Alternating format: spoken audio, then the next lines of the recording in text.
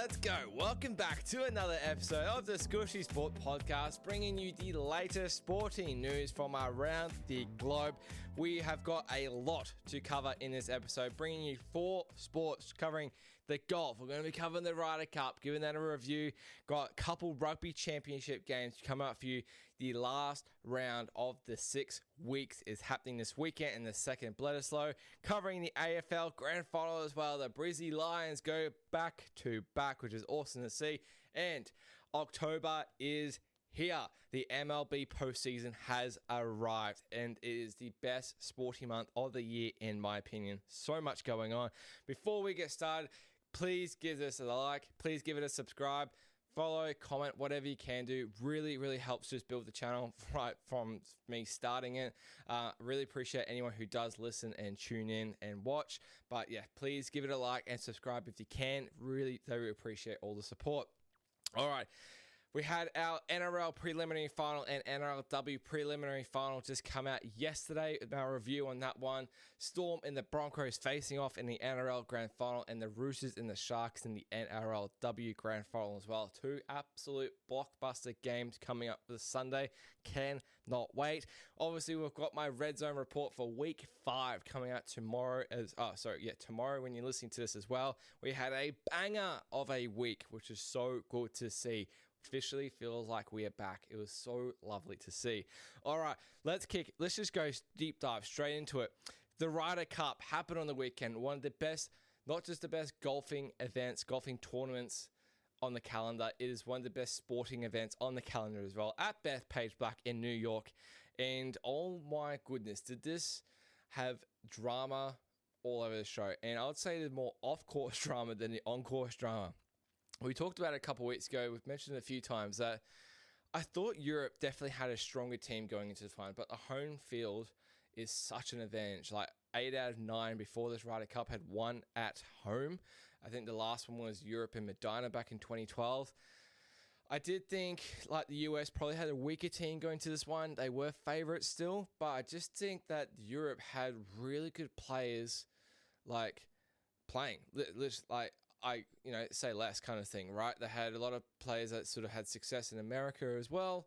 They had just sort of really well all-rounded players all around who were really coming into form as well. And yeah, they completely showed it. Look, they won 15-13 in the end. First, essentially 14 to retain the cup. The US needed 14.5 to win back the Ryder Cup. But I mean, this is essentially almost game over after the second day, after the 4 sessions, but before the singles, which, look, it almost proved not to be. It almost proved to be one of the greatest comebacks I've ever seen. Europe were 11.5 to 4.5 up going to singles. They had a 7-point lead. They just needed, out of the 12 singles, they just needed 2.5 points out of that to retain the Ryder Cup. And honestly, odds-wise, they were $1.01. I saw shorter than that. It was like impossible, it seemed like, for the US to win, considering how badly they putted, considering how I thought the pairings were questionable. Europe were just playing so well, holding putts from everywhere.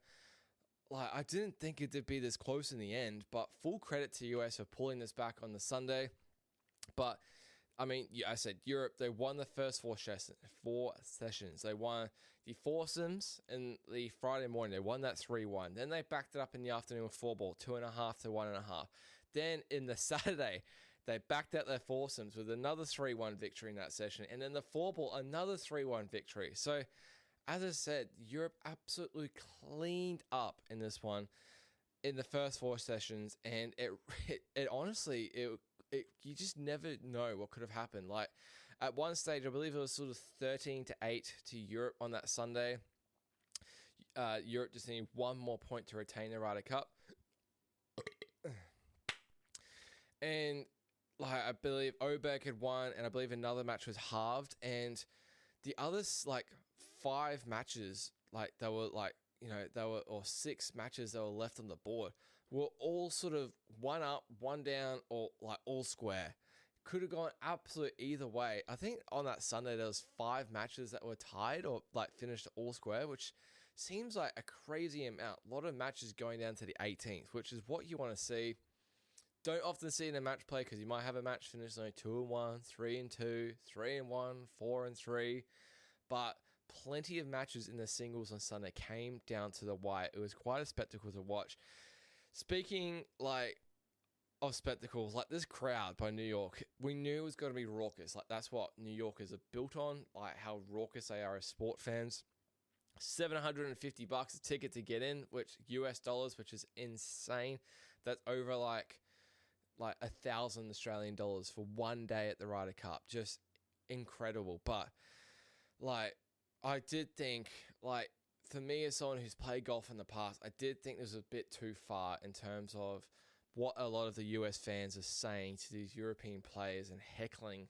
Like, this isn't banter. This isn't like, you know, just trying to give each other shit to try and get each other's head. This was fully personal. This was swearing at the players. This was talking, like, yelling in their swing, and like just some really kind of out there stuff. And I wanted to get that out of the way first, because, like, one of the first things first, because I thought golf needed to do better in that situation. Like, come on, man. Like, we play golf because we love the game.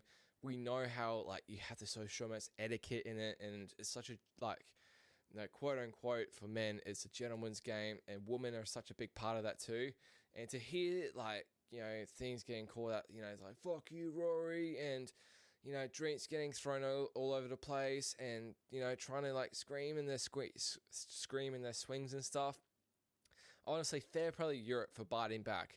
You know, like, Rory was a big part of that. He literally, someone was chanting or whatever in his swing, and he just went back and he said, shut the fuck up. Bang, and he stiffed it to 3 foot. It was one of the highlights of the weekend. I know he absolutely loved that as well. Shane Lowry, he got into it as well.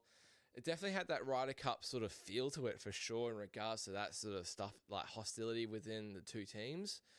But I just thought the crowd was a bit, you know, OTT, a bit over the top for me. Like, you can still have a really raucous crowd but still be respectful at the same time. I think at the end of the day, these guys are still just human. Like, next week or the week after, they just go back to the PGA Tour or back to, you know, the European Tour. I just thought it could have been just a bit more respectful. In terms of the actual crowd, like, obviously you got your USA chants going all week. USA, USA, USA. One of the funniest things I saw, which, like, as an American would have been embarrassing, but the first tee at the Ryder Cup is, like, such a spectacle, right? Like, massive grandstand. You got thousands and thousands of people watching you tee off to start the match, whether it's to start the Ryder Cup, especially on US home soil. It is a full test for a European to tee off in that sort of arena there. And these, like, gotta give them credit, but these people, like, sort of standing on the first tee was trying to get a US chant started. One was about Scotty Scheffler, and the fans were just, like, not having a bar of it. They just could not get into it. It was sort of a chant about Scotty Scheffler using his name in, like, the sort of the beat of We Will Rock You, sort of like clapping your knees and then clapping. It just didn't hit off whatsoever. And you could see people in the video, like, shout out to No Laying Up for the video. You could see people in the US in the video saying, oh dear, this is not good, and sort of putting their head down in shame. But talk about the actual sort of golf side of things. I want to talk about this US team because, hey, I just had my jersey fall off. We're just going to roll with it for the show. That is all good. That's showbiz, baby. But I want to talk about some of these US pairings for, like, Keegan Bradley chose. And people will say, oh, Keegan should have been playing. Oh, he shouldn't have been captain because he's still playing. Because he's, you know, he's part-time. So what? Like, this guy's knowledgeable enough in the golfing arena to pick solid four pairings in 4 sessions to be able to think they can beat the Europeans. And it's like a majority of people knew as soon as the pairings came out, oh, that's not probably the strongest pairing that you could have. Like, why, you know, Harris English and Morikawa don't seem like a strong one. Going by data, like, data is a big point in this, especially foursomes. When you're playing alternate shot, when you're having people tee off on the opposite hole. And I just thought he just didn't nail it, in my opinion. And I spoke about it last week that Rahm, Fleetwood, Oberg, especially in foursomes, were unbeaten in the Ryder Cup. And what I absolutely loved about what Luke Donald did was send out those three in individual pairings. He didn't put them together or anything.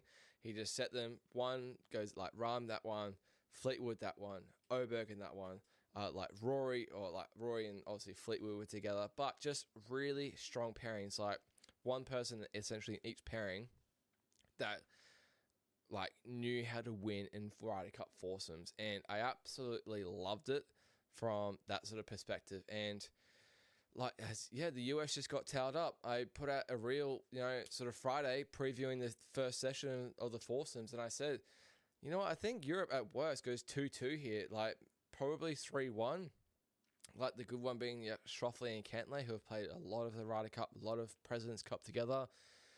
I just didn't I'm not sure what happened, whether he looked at the data, but all this sort of, I feel sorry for Keegan putting that position. So what? Like he took the job. Like he could have picked himself. He had plenty of other assistant captains there as well. And he just didn't pick the right pairings. And I just don't know about the captain's choices either, if they were good enough. Course setup wise, I get it was a bit wet during the week, but they were absolutely spinning it back from their fairways, and it just meant for these Europeans, they could just go straight to pin and just sort of land it. They're not used to having that luxury where, they can just land it right next to the pin and sort of just spin it straight back. It was almost like an advantage being in the rough. It was so bloody soft, and the Europeans just took full advantage of it. They're used to playing these hard conditions, running it up, windy conditions, that sort of thing. As soon as you get still conditions and soft weather, like soft fairways, soft greens, they just absolutely tore up. They could not miss a bloody putt. It was so, so good to see. Shane Lowry getting the winning putt on the Sunday, and it's just pure raw emotion, which you love to see. Hold about an 8-footer to tie his match against Russell Henley. He was one down going down the last. Russell Henley, he showed some balls going down that stretch. He had an awesome bunker shot on 18 to get it to sort of 10 feet to have a chance to win the match, and he left it bloody short. Gosh, in all my years of playing golf, if you ever had a clutch putt, the number one rule is do not leave it short. Fun fact for you guys, 100% of putts that are short of the hole do not go in, and it will always be 100%. You got to give it a chance. You know Shane Lowry, he's not going to three-whack it. If he had a shot to, tie it up, he's not going to leave it short, and he just rammed it straight in. I just thought Russell Henley had to do the same thing in that situation. I get it. It didn't... it kind of mattered in the end a little bit. That would have sort of made it 14.5, 13.5. The big talking point that a lot of US people are talking about is Victor Hovland. He was a late pullout on the Sunday. You don't see this rule often. I don't think it's been in for 50 years. It's called the envelope rule. If you have a player on one side of the field pull out, especially when it comes to singles, each, the Keegan Bradley and Luke Donald put a name in an envelope each before the Ryder Cup starts. No one else knows. It remains hidden. It's essentially your weakest player in the team, and that player cannot participate in the singles if another player on the opposing team wants to get injured. So that player was Harris English for the US, which, he was I'm pretty sure he was an automatic selection. It was... I probably would have chosen someone else. Feel sorry for Victor Hovland. Obviously, he had a bulging disc in his neck or something. Hope he's doing okay. You don't just pull out of a Ryder Cup for the sake of just getting a half point. That's not in the spirit of the game. I don't believe they did that whatsoever. Yeah, you can argue it's a stupid rule, but you know what I mean?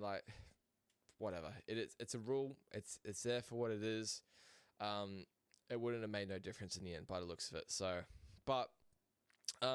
I've got the team sort of stats here. I'm going to go through the Europeans first. So 3 of the players played all 5 matches through the Ryder Cup, and that was Fleetwood, that was Rory, and that was Rahm. I was pretty sort of adamant and confident that Rory would have to play sort of all 5 matches, just given the year it has had, given the impact that he can have on this team. Most of the other players played 4 or 3. Rasmus Højgaard only played 2, so I think he played in the afternoon 4-ball on the Friday. He didn't play at all on the Saturday. And then he lost his 4-ball in the afternoon, sat out all of Saturday, and then he lost his single as well. He was the only player in the whole of the Ryder Cup to not get a point. Going to be interesting to see if he's going to be there in 2 years at a damn manor. Obviously, his brother, Nikolai, was at Rome a couple years ago. Now he's come in. Going to be interesting. I said he played in a 4-ball in the afternoon, lost. I forgot who he got paired with, but might have been Oberg or something, or maybe Sepp Straka it was, but not one of the best weekends for Rasmus Højgaard. Obviously, he's on the winning team. It is a team event, but massive shout out to Tommy Fleetwood, 4 points out of the 5 in that one, and that was him losing his singles match on the Sunday. So he went 2-0 in foursomes and 2-0 in 4-ball. This guy seems to be just the 4-ball and foursomes king. We know the duo of him and Francesco Molinari back in France, I believe that was 2019, absolutely tore it up. They blitzed it. He got 5 points that weekend as well. He absolutely lives for the Ryder Cup. Just awesome to see. Tyrrell Hatton, he got 3.5 out of 4 points as well. Rory, he got 3.5 out of 5 points. Just some really good contributions out of this team. And if we look at the US team, so we had 3 players as well play all 5 matches. And that was Patrick Cantlay, which is I find surprising. DeChambeau, which I'm not too surprised about, and definitely not surprised about Scotty Scheffler. Scotty Scheffler, world number 1 by country mile. He obviously had to play all 5 matches for the US to have a chance. Looking at this pre-week, he was 0-4 going to Sunday, which is incredible to see. There's only been a few people who have lost all their matches playing like at least 3 or 4 times in a Ryder Cup. I mean, for a world number 1 of his caliber to have this record was incredible. He beat Rory 1-up on the singles, which is a huge match. He was able to snag 1 point for the Americans, but 0-2 in foursomes and 0-2 in 4-ball. The Europeans went ballistic against him. I think they finished like 32 under for the week against Scheffler in the teams event, which like sometimes you just like in match play, like it's an awesome format, but sometimes you just lose to better golf, and that's okay. Like you lose to a better team, you lose to a better opponent on the day, but the 32 under, like across like 67 holes or something, was outrageous. A birdie essentially every second hole going against them. Like, but out of the 3 who played 5 matches, Cantlay, DeChambeau, and Scheffler. Scheffler had 1 point. DeChambeau was 1.5, and that was with an extraordinary half on the last day as well. And then Cantlay, he went 1.5 as well. So, like, literally out of 15 matches there for those 3, you had 4 points contributed. Like, not good enough, really. Big shout out to Cameron Young, a guy who has finally got his first PGA Tour win sort of like a month or so ago in good fashion. It's been a long, long time coming for him.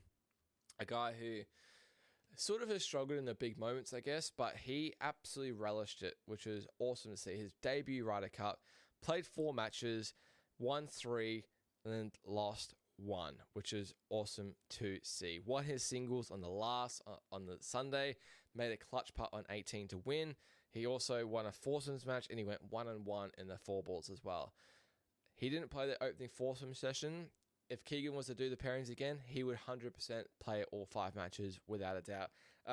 Schauffele, he also got 3 points out of the possible 4 as well. He won his singles, 1-1 in foursomes, and won his 4-ball as well. And I guess that's about it. Not a lot of shining light. Like Harris English, Russell Henley, Morikawa, they went half a point from 3 matches. Just guys that didn't really feature the whole week, I guess. Like Harris English and Morikawa getting sent out in the foursomes in the morning was a really odd pairing. On data, like the worst possible choice for a pairing, apparently. Then they got sent out again on the Saturday morning for foursomes. They got destroyed by Roy and Fleetwood on that first day, or whoever it was. Like they lost like 4-3, or 5-4. They got absolutely towed up. And then Keegan Bradley sent them out again. That's what I mean. Like why was he sending them out? I just didn't get it whatsoever. And yeah, you can say the US just didn't play good enough. They didn't, but these pairings were just so odd. Ben Griffin, he played 2 matches. He played like literally 1 pairings. He won his singles, but he didn't play any of the foursomes. And then he played 1 4-ball session on the Friday, and he lost that. Sat out the whole Saturday. Like, I just Yeah, it was just questionable for me. It was just a little bit questionable for me.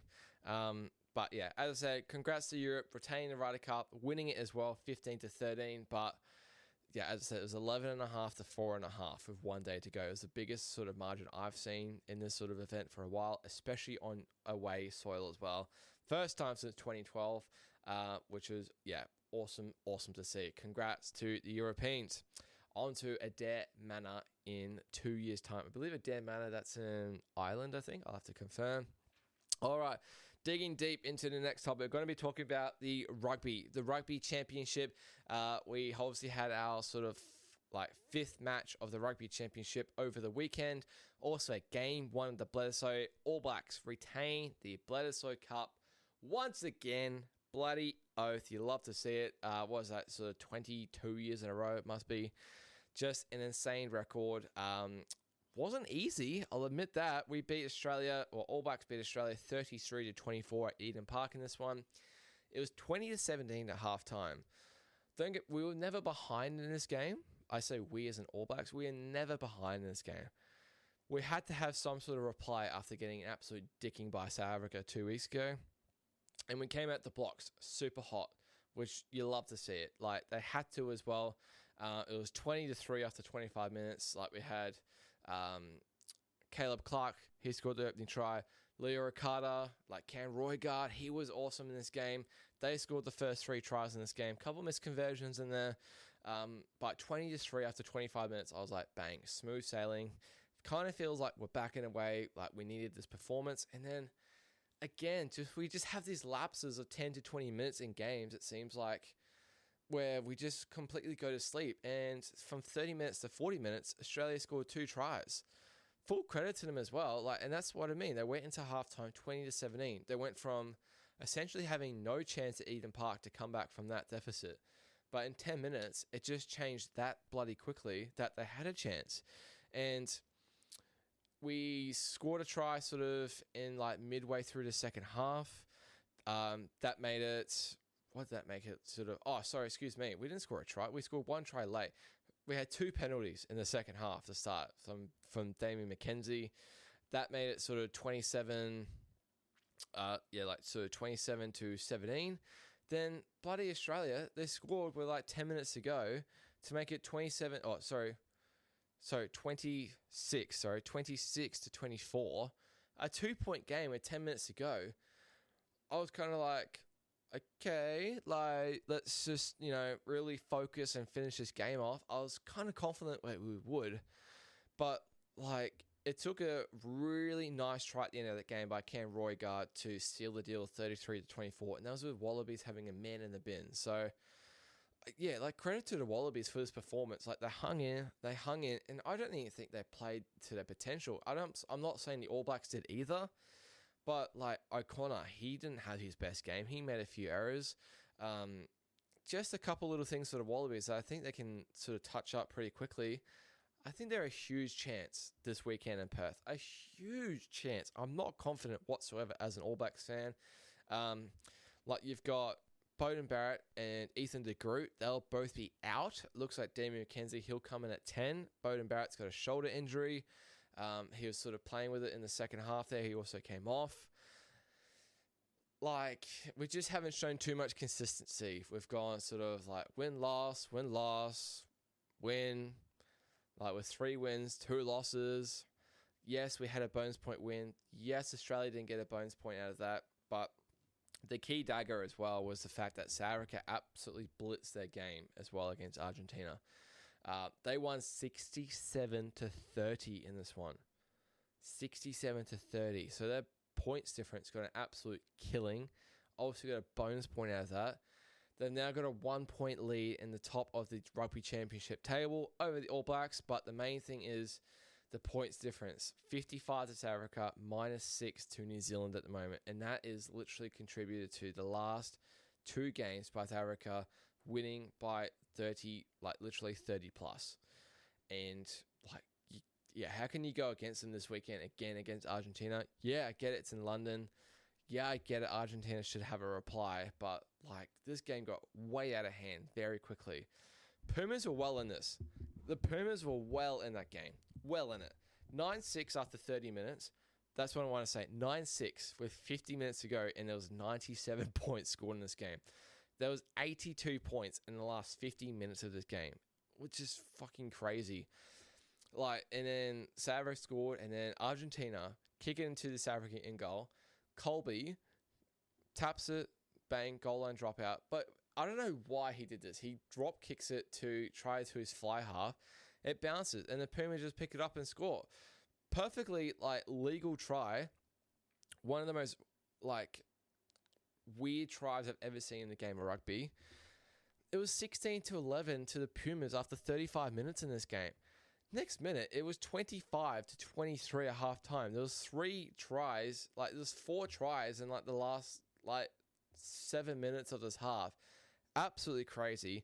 The South African fly half in this game, Feinberg Ngomazulu. Sorry, I've been practicing. Feinberg Ngomazulu.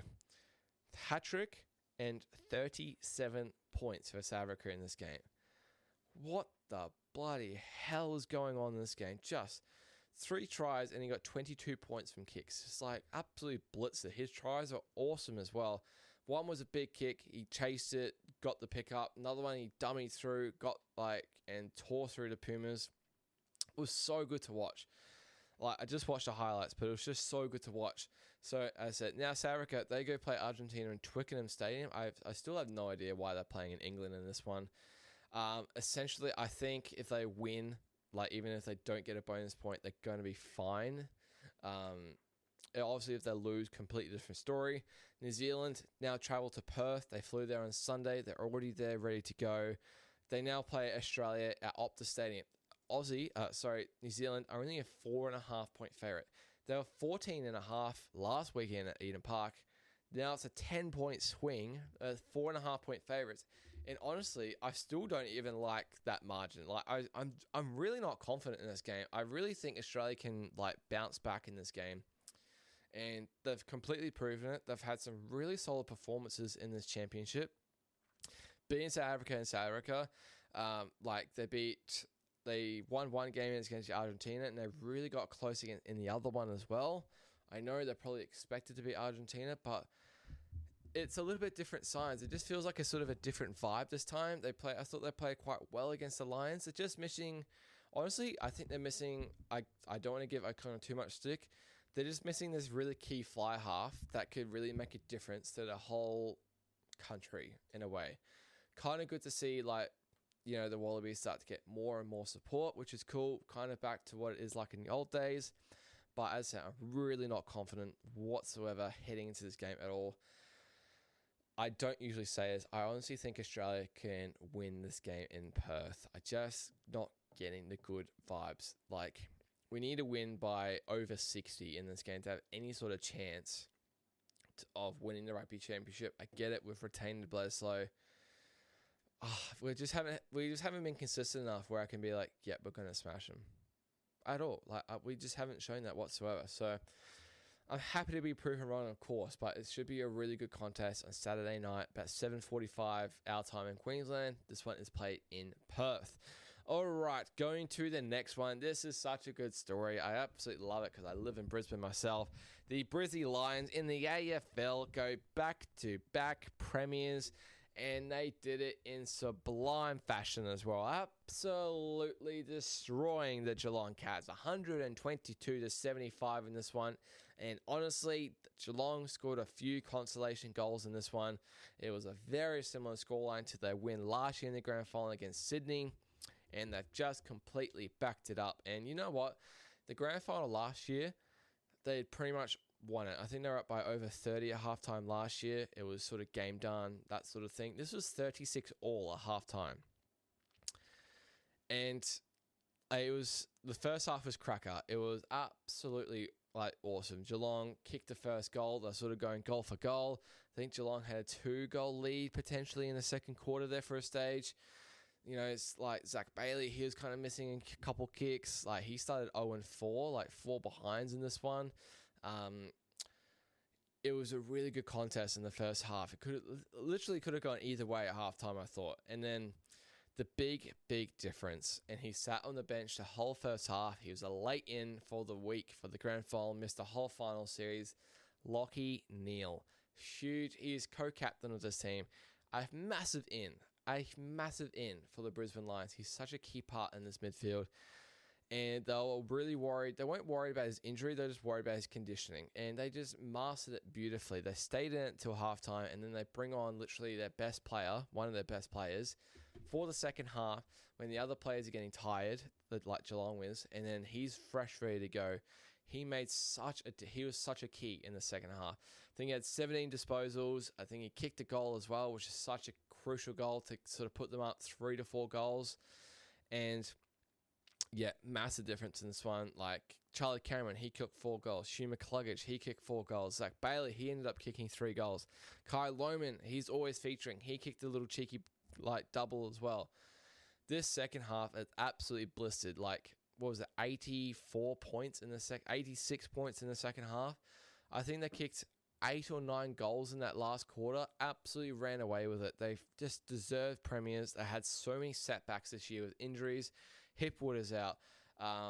They had Jared Berry. He was out. They obviously had Lachie Neale out for the final series until this game. Just facing a lot of, setbacks and a lot of adversity. Josh Dunkley, he was playing with a syndesmosis injury apparently the whole time, like a really bad one too. Just so much grit and toughness, and it's exactly why they were premiers last year, and it's exactly why they are premiers once again. Back-to-back premiers, first time since Richmond did it in 2019 and 2020. Seems to be sort of happening in 6-year increments. Like Hawthorn did it in 2013, 14, and 15, I want to say. But yeah, like 3 grand finals in a row now. Like Richmond, they won 3 in 4 years. Hawthorn won 3 in a row. Brisbane Lions, they won 3 in a row as well in the early 2000s. They have the most premierships now in this century. We have 5, which is crazy.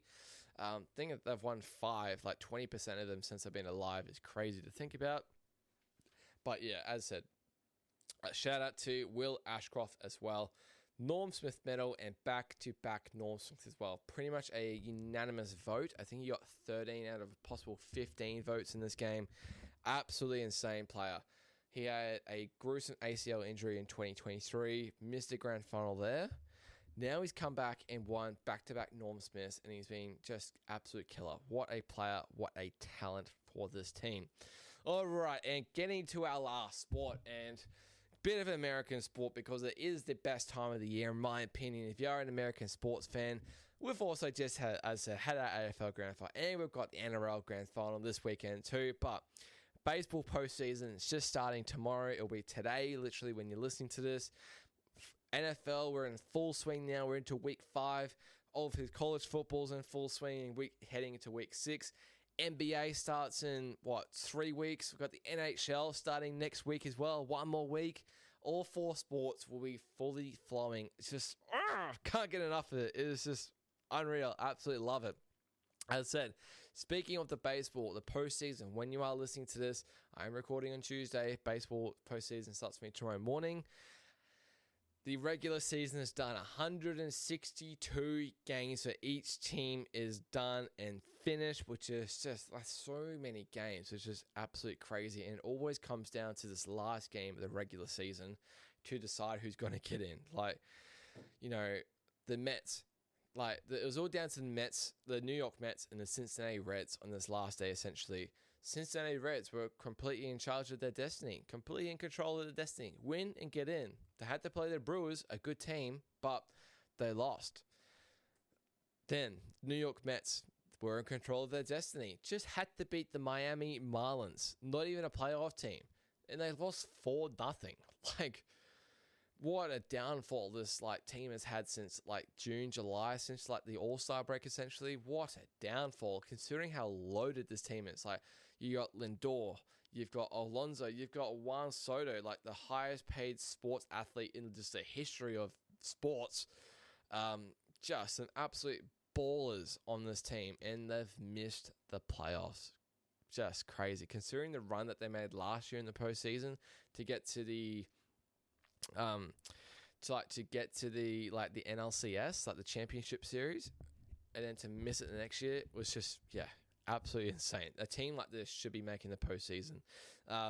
Astros, they miss it for the first time since 2016. The Braves, they miss it for the first time since 2018. So we've got a couple little different teams in this postseason here, which is really good to see. And massive shout out, the Seattle Mariners clinched the American League West, their division, for the first time since 2001. And they're not just in the wild card, they won the division and they get the first round off. To get the wild card round off, they're straight to the division series. They'll have the home advantage as well and a best of 5 series. Just, yeah, so good to see. One of the feel-good stories in the American League there. Same with Toronto as well. Those two have got the break heading into the division series. Same with the Philadelphia Phillies and the Brewers in the National League. They are through to straight to the divisional series, top 2 in their league. Special shout out to the Cincinnati Reds as well. I said they're going to control their destiny. They did lose, but so did the Mets. So that meant they got in as well. We'll start with the National League because I was just talking about the Reds, right? And with the wildcard playoff, obviously we've got 6 teams in each league. Add the 2 leagues that make the playoffs. The top 2 in each league go straight to the next round, right? Automatically advance. And then you've got this wildcard round where it's best of 3 games. All 3 games, if necessary for game 3, are all played at the home stadium, which is interesting. And obviously the winner of those 2 series in each league goes on and plays those 2 teams that advanced previously. So the Cincinnati Reds, they have a massive task of heading to LA to play the Dodgers, the World Series champions in this one. They've got, by the betting odds, close to no hope. The Dodgers are $1.34 in this series to win it at just 3 games. Massive task to knock out the World Series champions. Man, it would be such a good story if they were, but I'm not too sure. I don't think they will. The other matchup in the National League is the San Diego Padres heading to the Chicago Cubs. That is going to be an awesome series. By the odds, they can't tear them apart. Cubs are $1.86. Very, very slight favorites. My opinion, honestly, the Padres have a really strong lineup and they've got really good experience in the postseason. They were very close, so close to playing in the NLCS last year, the championship series. They lost to Dodgers in the best of 5 last year and game 5 as well. So they were just this close to being one step closer to a World Series. And I think they've got a better lineup in this one. A team that's sort of built for October, in my opinion. I do have them winning the series. Those, I'd say it's probably the Dodgers, and then I have the Padres. They will go in advance and play the Phillies and the Brewers. I believe if Dodgers win, they'll play the Phillies, and I believe if the Padres win, they'll play the Brewers, Milwaukee Brewers, which is going to be awesome to see. And we'll touch on the American League. So as I said, the Seattle Mariners and Toronto Blue Jays, they're the top 2 that finished in the league. They have advanced. And we have got some awesome 2 matchups in this series here. The main one being the Boston Red Sox heading to their arch rival, the New York Yankees. This rivalry sets back over 100 years now. And they hate each other. Number 1 arch enemy by a country mile for this team. Biggest rivalry in the league. One of the biggest rivalry in American sports. It's at Yankee Stadium in the Bronx there. And honestly, these odds are, I don't think they're conflicting, but the Yankees are $1.50 to advance. I like this Red Sox team has dominated the Yankees this season. I think they've won the last 9 out of 12 or the last 7 out of 9 or something against them. They've absolutely dominated them this season. Why can't they do the same? Yankees made the World Series last year and lost, but apart from that, I think the pitching for the Red Sox is really strong in this one. They've got a really strong young team in this one. Aaron Judge, he's going to be such a key part of this Yankees team. How does he go in the postseason though? History would say it's not his cup of tea. Hasn't been going too well. Garrett Crochet lining up in game 1 against Max Fried. Mate, if the Red Sox win game 1, they'll win the series. This game 1 is huge in my opinion. Whoever wins game 1 in this series will advance. So, not quite sure who actually plays Seattle or Toronto. Either team advances. But that is going to be an awesome series. Cannot wait. And then the next series, this is a blockbuster as well in the same division. We just had Cleveland win their division just over Detroit, literally not even a week ago, with a 3-run home run, which was crazy. And Cleveland were like 15 and a half games behind Detroit like a month ago, it seems like. And then Detroit have just absolutely just faltered to the moon. Just what a downfall. And Cleveland's only been winning and winning and winning and winning. Baseball is a game of momentum, in my opinion. If you're playing well now, I believe that continues into your postseason as well. You just got the extra bit of belief. This is going to be an epic series, though, as well.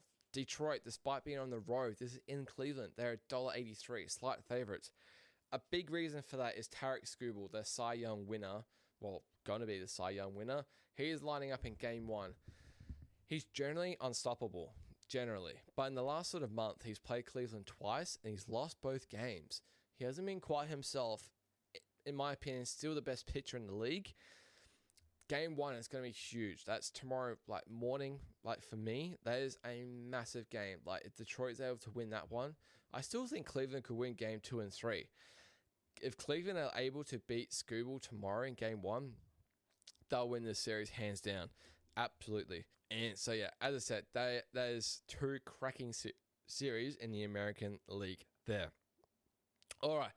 That is the MLB postseason sort of wrapped up. We're into our wildcard rounds. By the time I chat to you next week, we'll be into our division rounds for this one.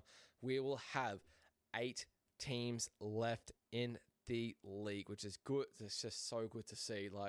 8 quality teams as well. Absolutely cannot wait. I'm really getting into baseball, especially the baseball postseason as well. Just if every pitch matters so much, and it's just if you really follow it and you actually follow a team, or if you've got a bet on it, it's excruciating to watch, because just anything can happen.